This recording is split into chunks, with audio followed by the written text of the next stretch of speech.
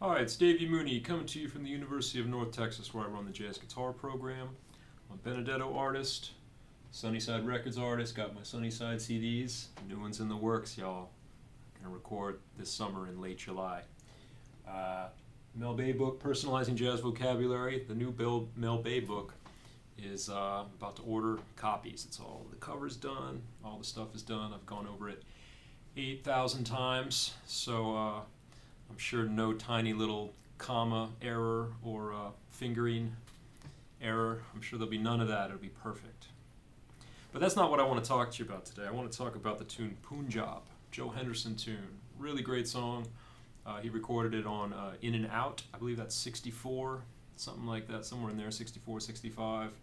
Elvin Jones, McCoy Tyner, Richard Davis, Kenny Dorham. And yeah, really, really beautiful song. I do it in my improv class. We did it this semester. And I actually have, there's a chapter in the book that with some chord changes based on Punjab where I go through some vocabulary and things of that nature. But yeah, and surprise, surprise, there's slight differences in the chords in terms of the original version on In and Out and some other versions. And I'll talk about a couple of them. But it starts off, it's got this really cool intro where you have, like many Joe Henderson tunes, he likes to move around major 7 chords in sort of parallel motion, modal harmony. And he starts like a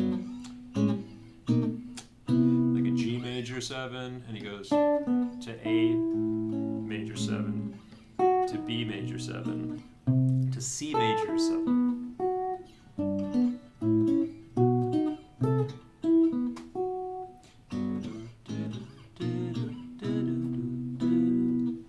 Cool little parallel thing. And then the tune, sort of proper tune, starts on a D major 7. And that's in fourths too. The harmony's harmonized in perfect fourth, which is kind of cool. Can't really do all of that on the guitar. I should probably try to work that out maybe. I don't know. We'll talk about that more later. So you have that a D major 7 chord for a measure for 4 beats, and then 2 more beats, and then you have like a B flat 7 going to B major 7. And then these sort of passing dominant chords on the head that you can also play in the solos. Sometimes I leave some of them out, to be honest with you. So harmonically, you got D major 7, B flat dominant 7, B major 7, A flat major 7, although sometimes that A flat major 7 is anticipated by a G7. So I'll just play them in time again. So D major 7, B flat 7, B flat major 7, G7, A flat major 7.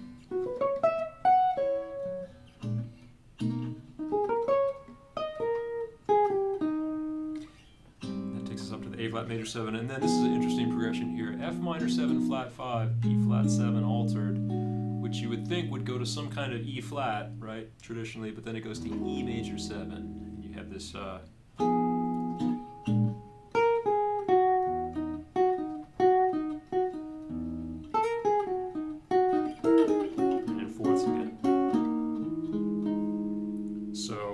D major 7, B flat dominant, B major 7, A flat, maybe with the G7 anticipating it, F minor 7 flat 5, B flat 7, D major 7, then a little E flat 7 sneaks in there in the next part, A flat major 7, to like G7.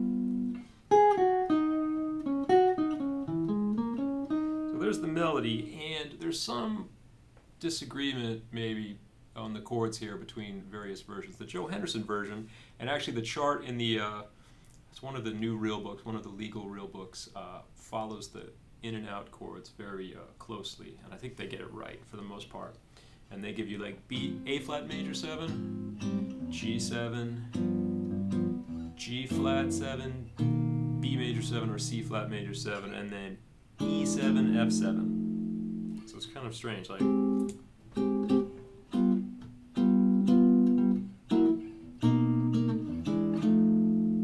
But there's some other versions that, and I went through and listened to on In and Out when I was getting ready to teach this tune to my improv class. I remember listening to all the solos, really. Joe Henderson's first chorus, you kind of hear those chords in there, but I feel like those chords don't always get played, especially that E7 to F7 thing. And then so I listened to some other versions that I really like of this tune. There's a Benny Green album with Russell Malone and Christian McBride called These Are Soulful Days.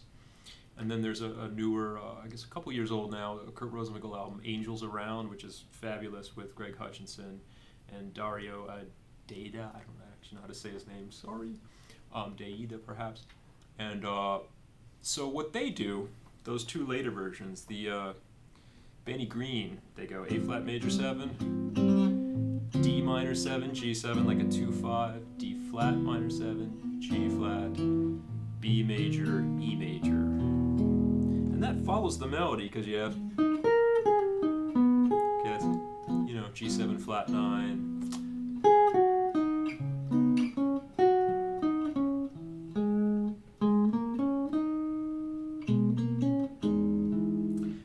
Rosenwinkel version, I believe they go A flat, G7, and also like kind of D flat, G flat to B major, C flat major. That I think is cool for the head, but I think it's a little awkward to improvise over.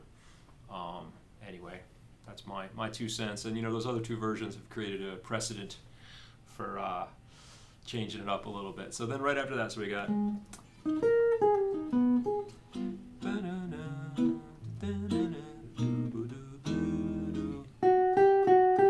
melody there, and on the I think most versions on the head they do this sort of A7, A flat 7, G major 7, F7. So you get this little like contrary motion thing against the melodies. Kind of interesting. The chords go down. People don't really solo on that. They just solo on like an F7 sus there. But it's kind of cool on the guitar because you can go maybe play around with some contrary motion things of having like, okay, well that's sort of A7, A flat major 7, G major 7, F7. Just playing around with this little note here. That's what I like to do, you know. While the bass goes. And then F sus. Back to this part. Sorry. So a lot going on with the chords on the melody and a lot of hits. You know, Joe Henderson in this period, he wrote a lot of hits on this record. You know, on Serenity, there's a lot of hits. Even Inner Urge has some hits that people sometimes play and sometimes don't, and I think it's cool. You can. Joe Henderson himself, I think, changed the chords a little bit. The first time I actually heard that. Those different harmonies on the part we were just talking about, A flat, 2-5, D minor, G7, D flat minor, G flat 7, B major, E. I think I found on YouTube or something a live version from the 80s of Joe Henderson with some people. I think it was Renee Rosnes on piano, somebody like that. And I heard those chords on there, and I was like, huh. So it seems like Joe Henderson might have changed the chords as he went on, you know, in his life and played the song again. I think I remember reading in one of those Ethan Iverson interviews of Jim McNeely, I think. They were talking about Joe Henderson, about how maybe he changed some chords.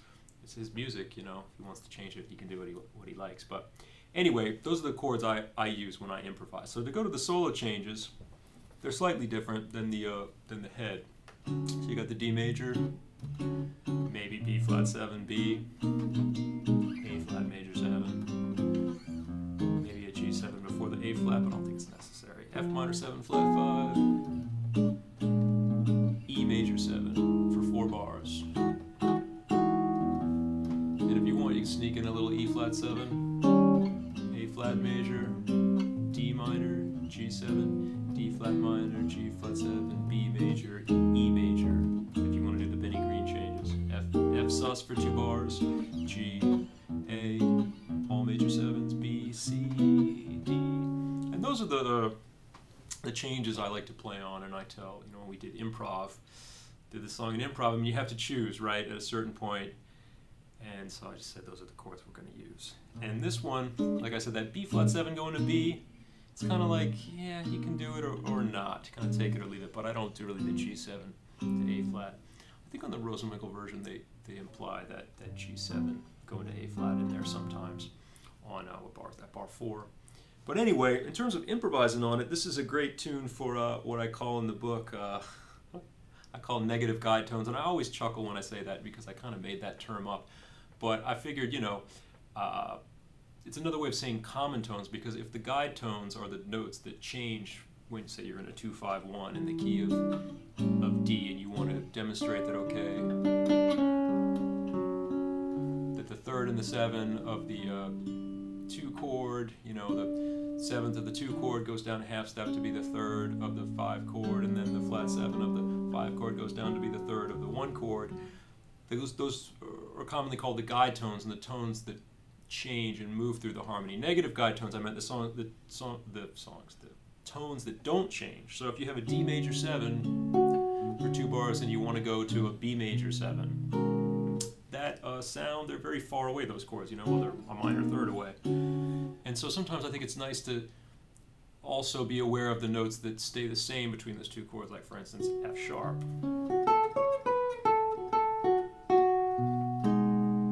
Or C sharp.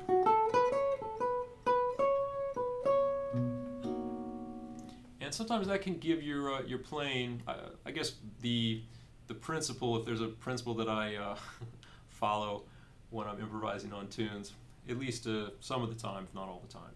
If the chords move around a lot, they jump around, like say Giant Steps harmony, Joe Henderson harmony, if they move in thirds, major thirds, minor thirds, stuff like that, I tend to want to smooth out those transitions and make it sound like I'm not moving as much. Whereas if the chords don't move, I tend to sprinkle in a little more dissonance and things that make it sound like the chords are moving more than they do.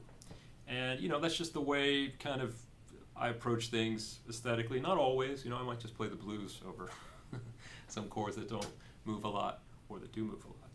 But anyway, that's one idea that you can go for. So if you want to...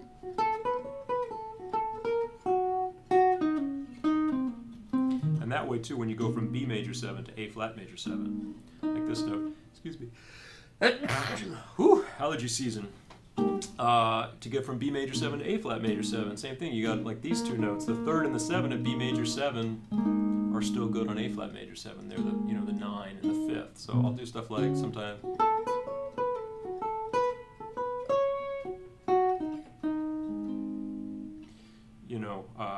Where it's kind of like I'm not changing. It sounds like I'm not changing the chord, but the chord changes, and the note that I stay on still sounds consonant, and that's kind of like a little trick I like to do.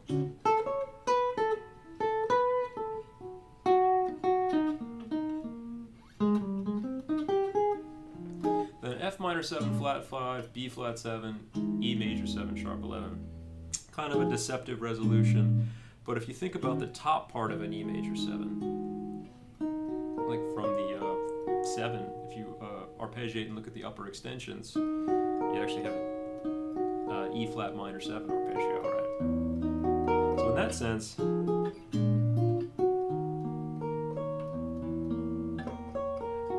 you are still kind of resolving to E flat minor in the upper part of the chord. So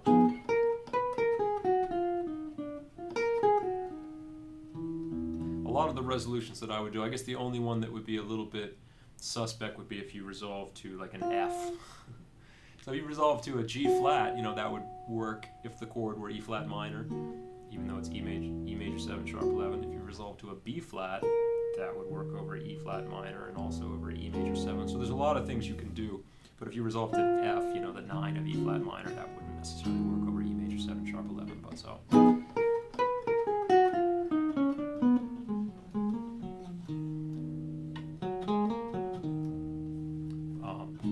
Another thing I like to do in there too, if I play a lot of choruses on this song, I'm on E major 7 for a really long time, and I get sick of kind of playing that Lydian sound. If I want to add like another level of dissonance, but not get too crazy with it, because this song moves around so much anyway, you don't have to add a lot to it, although of course you can.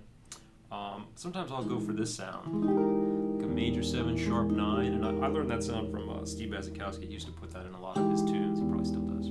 That harmony, but one way to think about that is that it's a mode of the harmonic minor scale, like A flat harmonic minor, the 6th mode,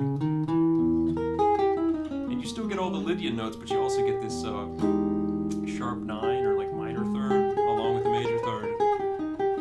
And it's particularly cool in this tune because it kind of implies an E flat 7 a little bit. And since you go from that E major 7 to A flat, it almost gives you like the 5-1 that you don't have to play so literally if you don't want to put an E flat 7 in there. So I got F minor 7 flat, B flat 7, E major.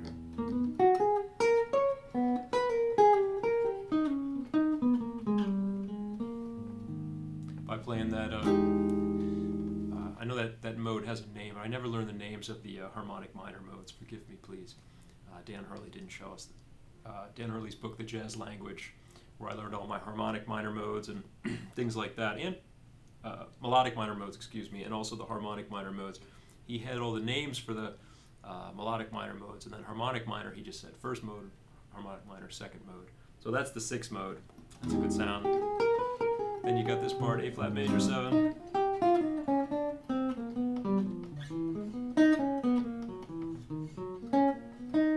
Just play over that harmony real sort of beboppy, and this is one of those tunes I like a lot, kind of like Serenity, where you have the modal harmony and the chords moving around. They're deceptive progressions and chords moving around modally, but you also have this bop harmony. That's why I kind of like to go with the changes that Benny Greed and Kurt Rosenwinkel play.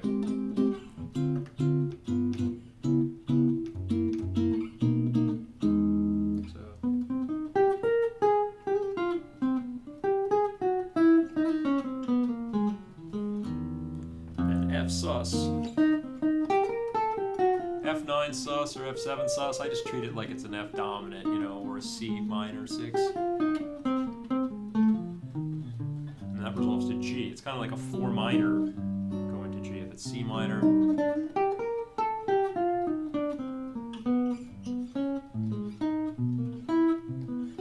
And that progression too, that ending thing where you have G major 7, A major 7, B major 7, C major 7, and then back to D at the top. That's another opportunity for the negative guide tones, or just something so that, there's nothing wrong with going, and just, playing something parallel that follows the chords the way that they're going, Nothing wrong with doing that, but sometimes I like to not obscure, but kind of go against, if the bass motion's going like that, I like to, even maybe go the opposite way, or not follow it so literally. So say if I were in an area of the neck, if I wanted to stay right here, I could go,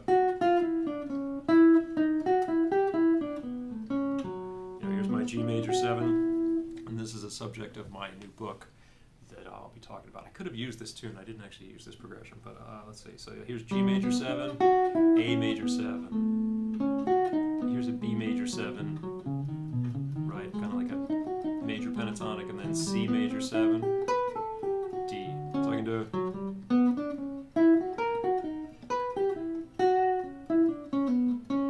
or I could even, let's see if I can go down while the chords go up.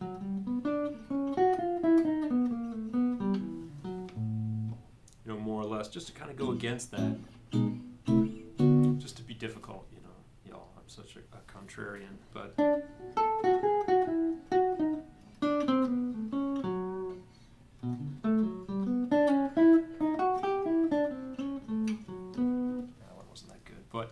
That's one of the things I like about this song. So again, Punjab, y'all. In and Out's a great record. These Are Soulful Days is a great drummerless trio record. And Angels Around is, Rosenwinkel doing his thing, making us all look bad with how good he is at guitar. So I'm going to play some choruses on this tune, and I hope you enjoy it.